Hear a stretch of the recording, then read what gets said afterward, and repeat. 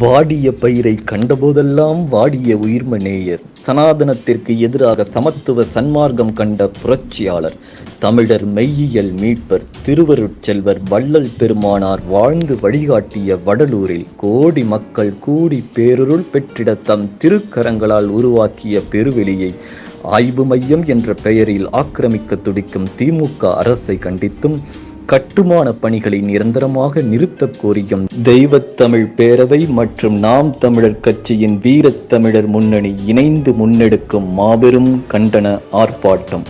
தலைமை தமிழ் தேசிய பேரியக்க தலைவர், தெய்வத்தமிழ் பேரவையின் ஒருங்கிணைப்பாளர் ஐயா பே. மணியரசன் அவர்கள். கண்டன பேருரை நாம் தமிழர் கட்சியின் தலைமை ஒருங்கிணைப்பாளர் செந்தமிழன் சீமான் அவர்கள்.